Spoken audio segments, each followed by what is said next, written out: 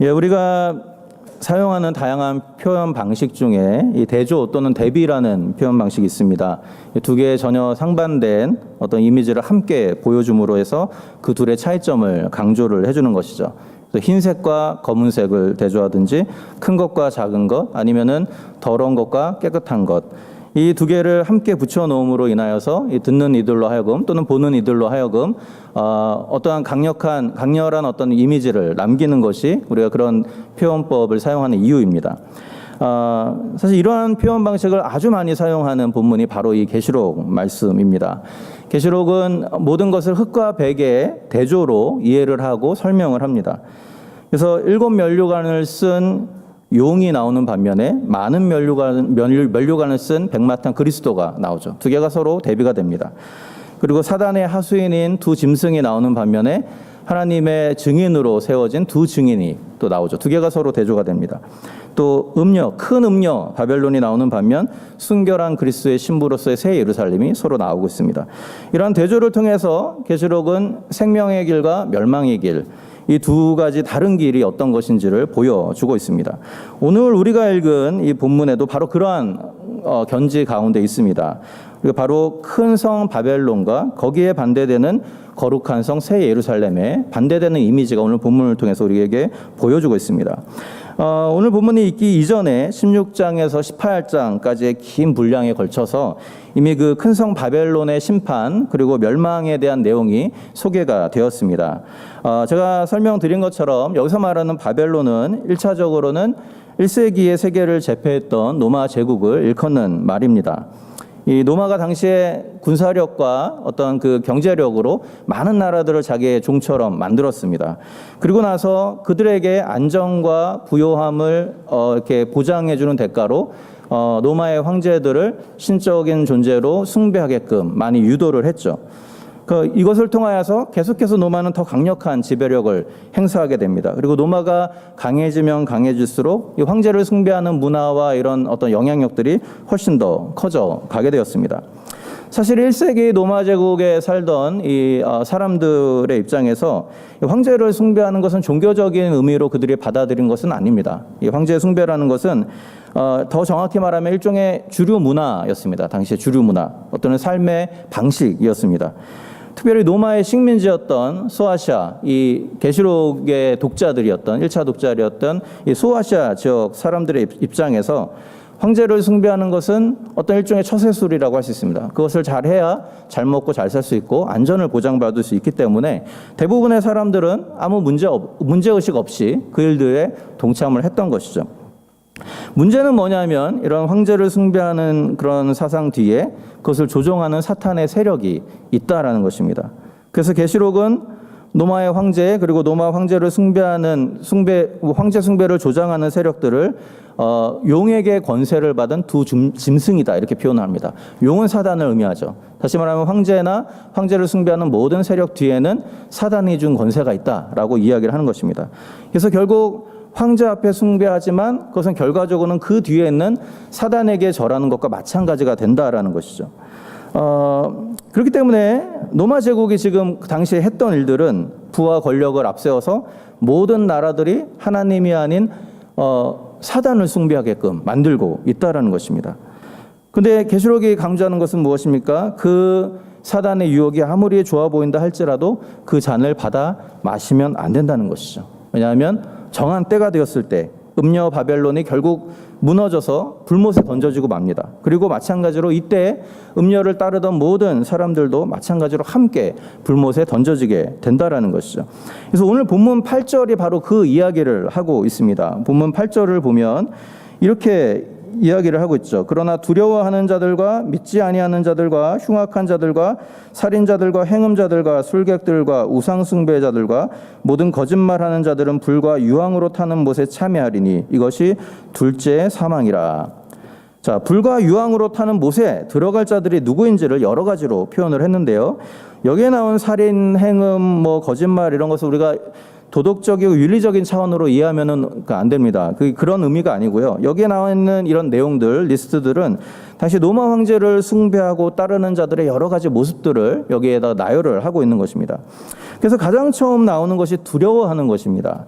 두려워한다라는 말의 원래 이 헬라어의 원래 정확한 의미는 겁이 많다라는 뜻입니다. 겁이 많다. 근데 좀 말이 안 되죠. 이 단어의 뜻을 문자 그대로 받아들이면 겁이 많은 사람이 불못에 들어간다. 말이 안 됩니다. 그렇죠? 말이 안 돼요.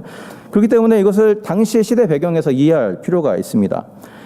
아까 설명드린 것처럼 모두가 풍요와 안전을 보장받기 위해서 황제 숭배를 당연시 여기던 사회, 어디를 가나 황제를 숭배하는 것이 활성화되어 있던 사회 가운데서 나 홀로 그것을 거부한다는 것은 굉장히 두려운 일입니다. 겁나는 일이죠. 따라서 여기서 겁을 내는 이들이 가리키는 그 대상은 누구냐면 단순히 그 성품이 소심한 사람을 얘기하는 것이 아니고요. 두려움 때문에 타협한 자들을 가리키는 것이죠. 두려움 때문에 타협하고 황제 앞에 숭배한 자들을 가리키는 겁니다. 마찬가지로 뒤에 따라 나오는 여러 가지 나열된 내용들도 동일하게 황제 숭배를 했던 자들의 특징들을 표현하는 말들입니다. 믿지 않는 자, 황제 앞에 절했다는 것은 하나님에 대한 믿음이 없다는 뜻입니다. 믿지 않는 자가 나오고요. 흉악한 자, 번역이 좀 안 좋아요. 제가 보기에는 번역이 좀 잘못했는데 흉악하다는 말의 원래 여기서 헬라 뜻은 가증한, 혐오스러운 이런 뜻입니다. 가증한 자, 혐오스러운 자. 이 말은 항상 성경에서 어떨 때 사용되냐면 우상 숭배하는 자들의 그 가증한 죄악을 지적할 때 사용되는 단어입니다. 그러니까 황제를 숭배하는 것은 우상을 숭배하는 것이고, 그러니까는 여기서 가증한 자들일 수밖에 없는 것이죠. 또 살인한 자.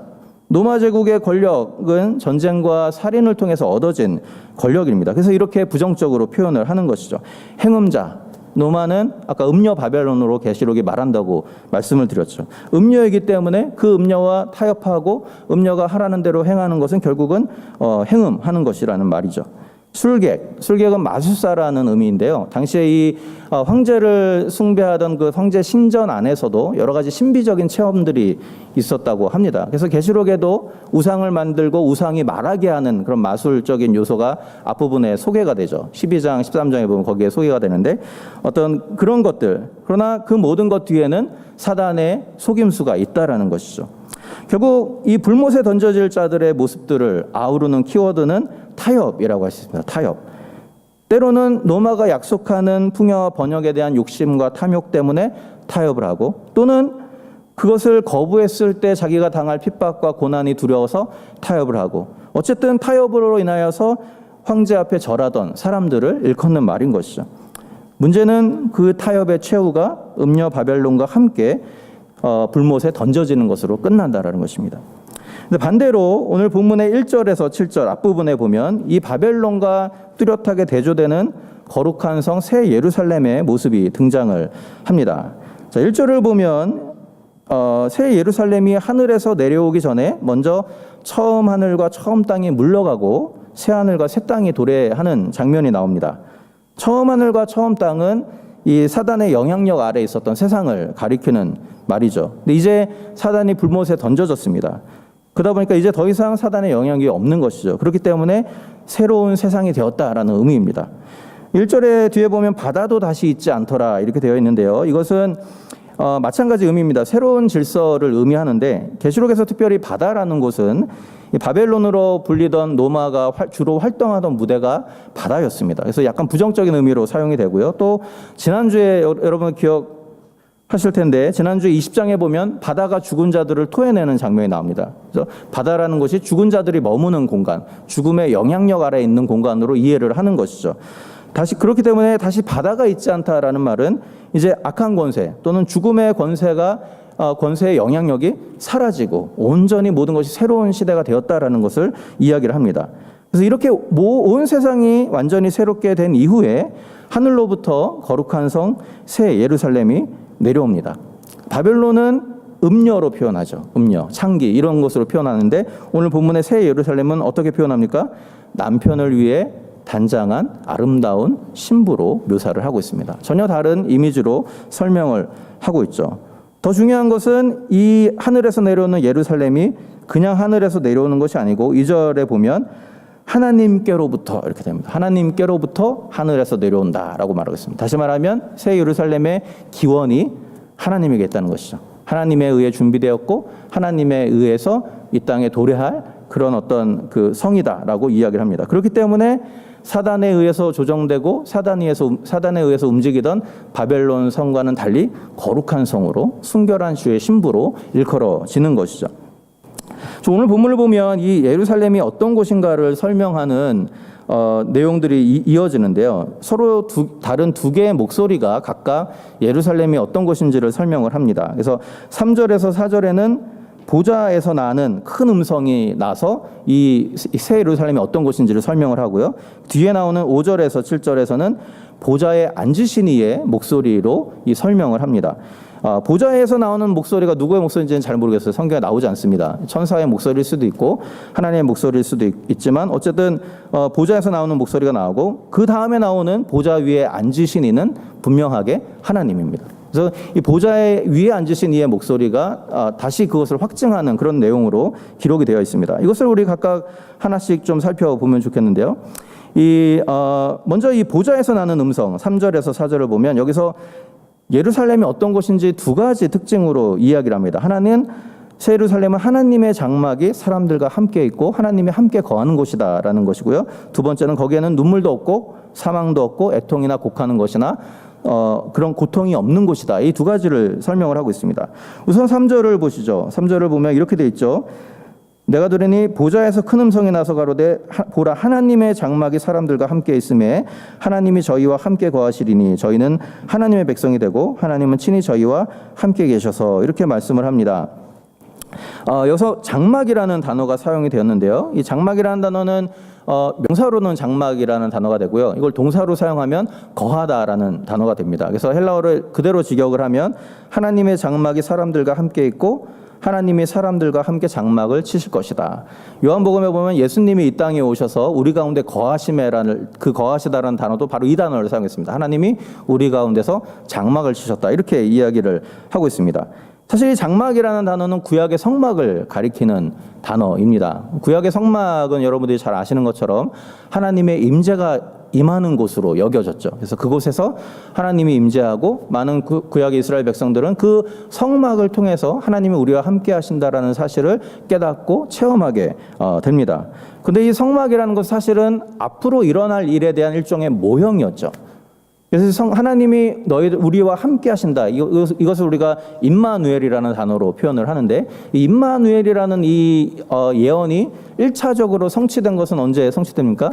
예수님이 이 땅에 오셔서 우리와 함께 거하시며 우리와 함께 장막을 치셨을 때 1차적으로 성취가 됩니다. 그런데 그것이 온전하게 성취가 되는 것이 언제냐면 바로 새 예루살렘이 하늘에서 임하게 될 때 하나님이 우리와 어떠한 어둠의 권세에 간섭도 없이 하나님과 우리가 온전히 거기서 함께 거하는 그 일이 일어나게 된다라고 오늘 본문에서 말씀을 하는 것이죠.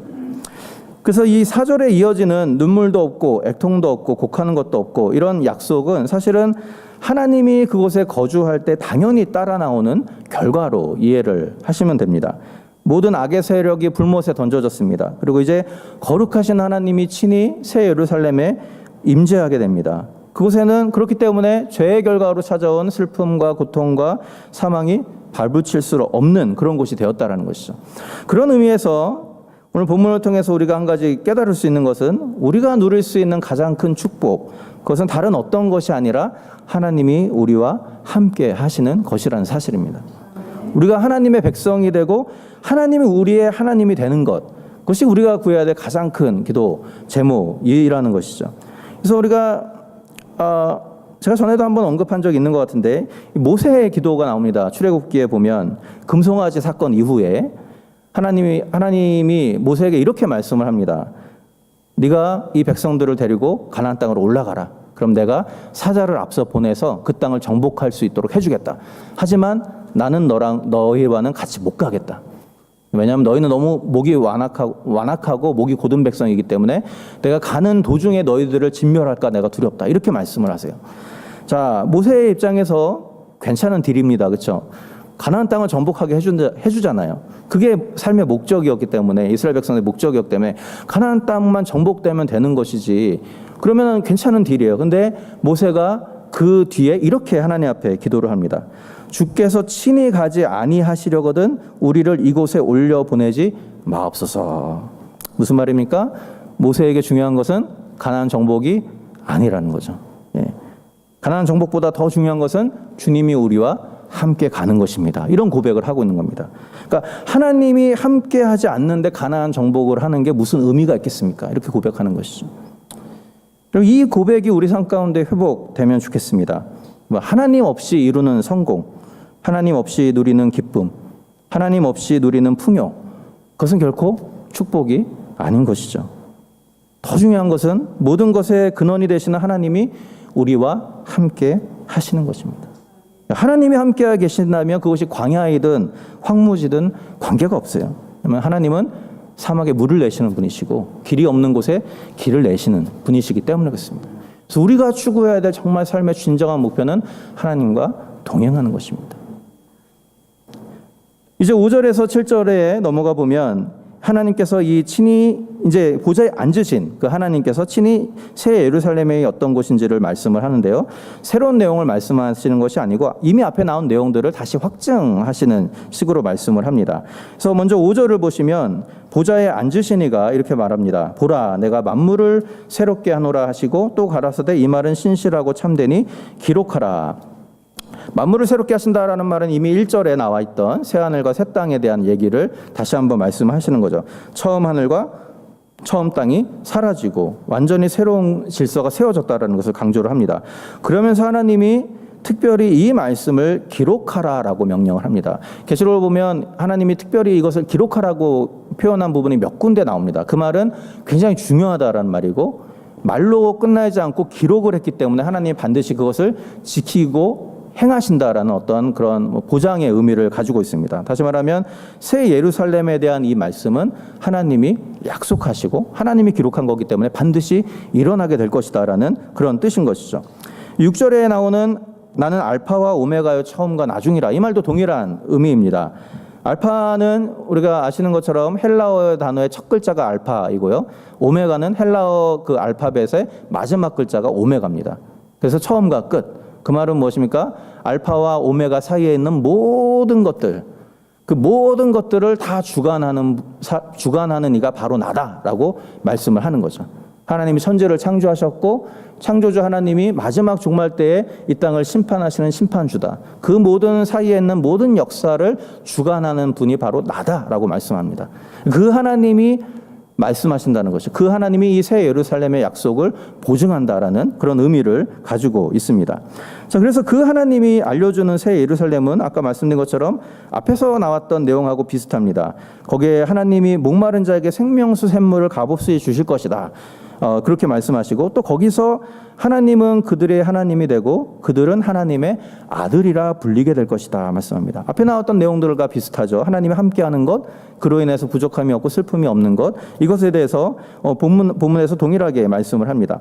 다만 이 본문에서 우리가 주목해야 될 한 가지 특징적인 사실이 하나 있는데 그것이 뭐냐면 지금까지 본문에 열거되었던 여러 가지 하나님이 주신 축복들이 있습니다. 하나님이 함께 하시는 것, 애통과 사망과 고통이 없어지는 것, 생명수의 물을 마시는 것, 하나님의 자녀가 되는 것, 이런 종말적인 축복들을 누구나 다 받는 것이 아니다 이렇게 말씀하고 있습니다. 그 축복을 받을 사람이 있다라는 거예요. 그게 본문 7절에 나옵니다.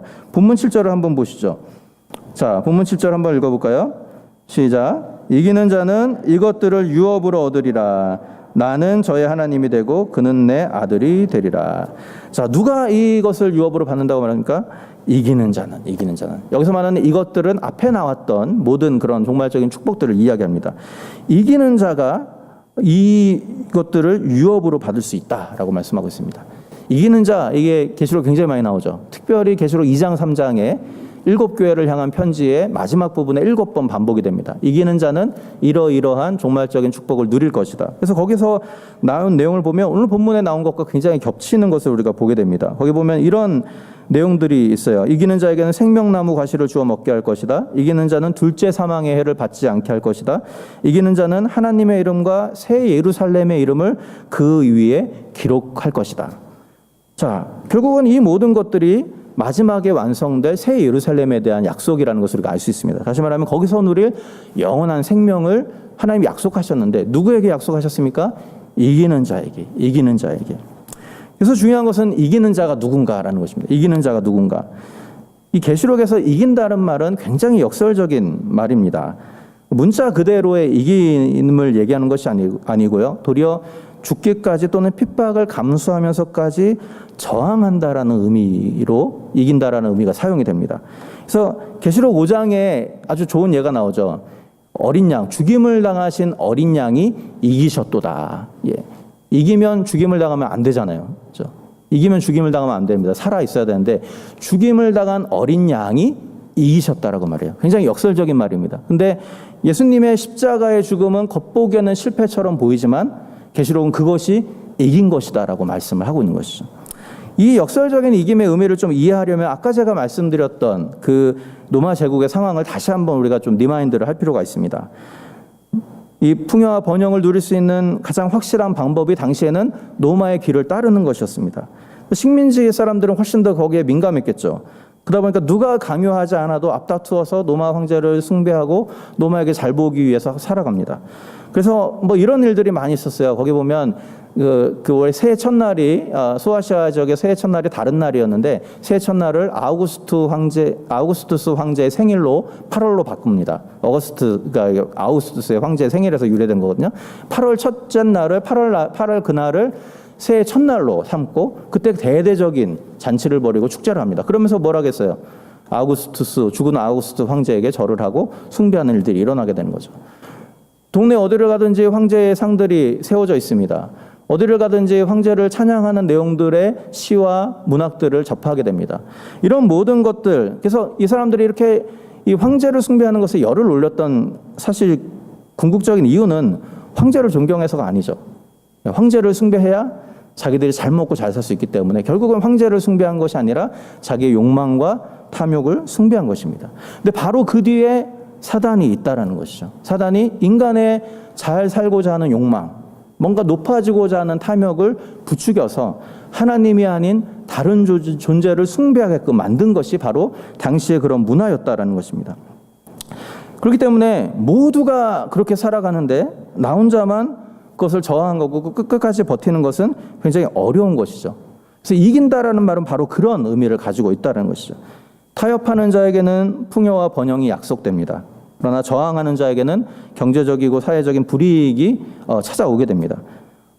그렇기 때문에 당시로서 믿음을 지키기 위해서는 수많은 아픔과 슬픔과 고통이 뒤따를 수밖에 없습니다. 그런데 본문은 그렇게 신실함을 지키기 위해 당한 아픔과 고통과 슬픔, 심지어는 죽음이 도리어 이기는 것이다 말하고 있어요.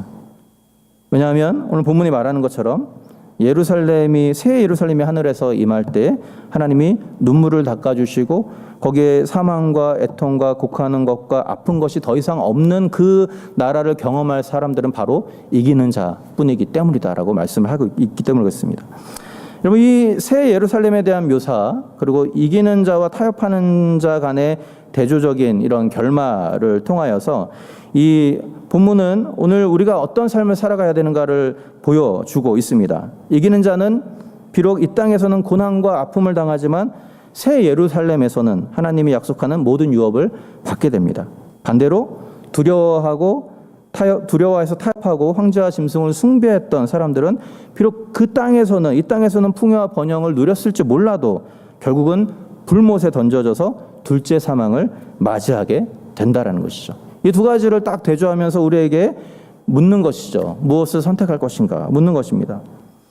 여러분, 이 만국을 취하게 만든 음녀 바벨론 또는 이 황제 숭배라는 것은 단순히 2000년 전에만 있었던 현상은 아니라고 생각이 됩니다. 오늘날에도 사단은 여전히 우리에게 익숙한 세상의 가치관, 삶의 방식을 사용해서 우리가 하나님 아닌 다른 어떤 것에 우리의 신경을 팔리도록 만드는 일을 계속 하고 있습니다. 세상은 끊임없이 더 높은 것, 더 많은 소유, 더 화려한 삶을 추구하라고 부추기죠. 영원한 하나님 나라의 가치관보다는 당장 눈에 보이는 가치가 중요하다라고 이야기합니다. 또 모두가 그렇게 사는데 너만 그렇게 다르게 살면 너는 낙오자가 될 것이라고 속이기도 합니다. 그럼 어떤 의미에서는 굉장히 맞는 말일 수 있습니다. 모두가 수단과 방법을 가리지 않고 성공을 향해 달려가는데 나 혼자만 정직하게 살려고 나 혼자만 하나님의 뜻이 무엇인지 구하고 기다리고 하다 보면은 실패자가 될 수 있어요. 낙오자가 될 수 있습니다. 오늘 본문이 말하는 것은 무엇입니까? 낙오자가 된다 할지라도, 실패자가 된다 할지라도 그것이 하나님이 아닌 다른 어떤 것을 섬기도록 만드는 일이라면, 하나님이 아닌 나의 탐욕을 쫓는 일이라면 끝까지 저항하고 타협하지 말라는 것이죠. 왜냐하면 잠깐 있다가 사라질 성공이나 부귀 영화를 잃어버리는 것이 영원토록 우리와 함께 하실 하나님을 잃어버리는 것보다 훨씬 낫기 때문입니다. 여러분, 우리 모두는 이 새 예루살렘의 백성으로 부름 받은 자들입니다. 이 새 예루살렘의 백성에 누릴 수 있는 가장 큰 특권은 오늘 본문이 말하는 것처럼 하나님과 함께하는 것입니다. 하나님과 함께하는 것. 사실 이것은 종말 때야만 누릴 수 있는 특권은 아닙니다. 바울이 뭐라고 말합니까? 우리가 예수 그리스도의 죽으심과 부활로 인하여서 하나님의 자녀가 된 자들의 마음속에는 성령이 거하시는 전이 된다라고 말씀하고 있습니다. 이미 우리는 하나님과 동행하고 하나님과 함께하는 자들이에요. 그렇기 때문에 우리의 삶은 더 이상 풍요와 번영을 위해서 타협하는 삶이 되어서는 안 된다는 것이죠. 내 안에 계신 주님과 동행하기 위하여서 세상의 가치관에 대항해서 저항하고 때로는 그로 인해 얻는 손해와 실패를 기꺼이 감당하는 삶이 하나님이 우리를 부르신 삶의 모습이라는 것이죠. 그것이 이기는 길이고 그렇게 살아갈 때 하나님이 약속하신 새 예루살렘의 유업을 누릴 수 있다라는 이야기입니다. 오늘 본문의 2절에 새 예루살렘을 소개하면서 그 예비한 것이 신부가 신랑을 위해 단장한 것 같다라고 소개를 합니다. 여기서의 신부는 새 예루살렘의 백성이다 하나님의 백성들을 말하는 것이고요. 신랑은 어린 양 예수 그리스도를 말합니다. 고대 사회의 결혼은 이런 식입니다. 신랑이 신부의 집에 오면서부터 결혼식이 시작이 됩니다. 그리고 신부는 신랑이 오기까지 거기에서 준비를 하는 것이죠. 옷을 입고 화장을 하고 장신구로 준비하고 신랑이 오기를 간절히 기다립니다. 신랑이 와서 거기서 잔치를 베풀고 다시 신부를 데리고 자기 집으로 가서 신랑의 집에서 잔치를 베풀면 결혼식이 끝나는 거예요.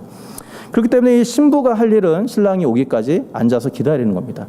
최대한 예쁘게, 최대한 아름답게 예식을 위해서 준비하는 것이죠. 사실 이 신부의 모습이 이 땅을 살아가는 우리의 모습이라고 할 수 있습니다. 우리는 마지막 어린 양의 혼인잔치, 새 예루살렘이 임할 때 하나님이 예비하신 그 어린 양의 혼인잔치의 신부로 준비되어 가는 사람들입니다. 예수 그리스도의 신부로 준비되는 사람들이에요. 오늘 이 땅에 우리가 살아가는 기간은 신부로서 우리를 치장하고 단장하고 가꾸는 일들을 하는 시간인 것이죠. 중요한 것은 그날 그것을 준비하기 위해서 우리가 무엇으로 우리 몸을 가꿀 수 있을까라는 것입니다. 그리스도를 만날 때 우리가 주님 앞에서 우리를 치장할 장신구들은 과연 어떤 것이 하나님이 기뻐하시는 장신구가 될 것인가라는 것이죠. 오늘 본문을 생각해 볼 때 적어도 이 땅에서 우리가 이룩한 어떤 성공이나 명예나 부요함 같은 것은 아니리라고 생각이 됩니다. 도리어 믿음을 지키다가 겪은 우리의 아픔들, 우리의 실패들, 그로 인한 눈물과 고통, 이것들이 그리스도의 신부에게는 도리어 아름다운 장신구가 되지 않을까라는 생각을 해보게 됩니다. 왜냐하면 그 고통의 흔적들은 우리가 이 땅에서 사는 동안 타협하지 않고 치열하게 세상과 더불어 싸웠다는 증거가 되기 때문입니다. 여러분들이 믿음을 지키기 위해서 애쓰다가 흘린 눈물들, 아픔들, 고통들, 그 모든 것들을 하나님이 기억하고 계십니다. 그래서 오늘 본문에서도 그렇게 약속하시는 것이죠. 그날 새 예루살렘이 임하는 날 너희의 눈물을 닦아줄 것이고, 여기 닦다라는 말이 굉장히 중요한 말이거든요. 이것이 과거에 이 돌에다가 글을 새기면 그것을 이렇게 없애면 어떻게 해야 되죠? 사포로 문질러서 없애야지 합니다. 그래 완전히 없어지는 겁니다. 그런 의미를 가지고 있어요. 그냥 눈물을 훔쳐주는 게 아니고 완전히 없애버리는 것처럼 우리의 모든 눈물을 완전히 주시겠다는 거죠. 그 말은 하나님 우리가 이 땅에서 믿음을 지키기 위해 살아가는 우리의 수고와 노력과 헌신과 아픔과 고통을 충분히 이해하고 있다는 것입니다. 그래서 기억하고 계시다는 것입니다. 그리고 언젠가 때가 되었을 때 그 모든 것들을 우리로부터 씻어주실 것이다라고 약속하시는 것입니다. 이 약속을 기억하시면서 조금 버겁더라도 조금 힘겹더라도 우리 세상의 가치관과 더불어 싸우는 저항의 삶을 이어나가는 저와 여러분들이 되면 좋겠습니다. 주님의 신부로 준비할 수 있는 날이 얼마 남지 않았습니다. 그렇죠? 이 짧은 기간 우리가 움켜쥐기보다는 내어주며 살아가는 저 여러분 될 수 있길 바랍니다. 섬김을 받기보다는 섬기며 살아가고 편안하게 신앙생활 하기보다는 주의 몸된 교회를 위해서 수고하고 헌신하며 살아가는 저와 여러분들이 될 수 있기를 바랍니다. 혹시 중요한 어떤 결정을 앞두고 있습니까? 그 결정을 할 때 우리가 손익 계산만을 따져보지 말고 하나님의 뜻이 어디에 있는지 하나님의 뜻을 쫓아서 결정하는 저와 여러분들이 될 수 있기를 바랍니다. 그렇게 우리가 거룩한 주의 신부로 준비되어서 마침내 새 예루살렘이 하늘에서 하나님으로부터 내려오는 그날, 그곳에서 하나님 우리에게 약속하신 모든 영생의 유업을 마음껏 누리는 저 여러분들 될 수 있기를 주님의 이름으로 부탁을 드립니다. 같이 기도하겠습니다.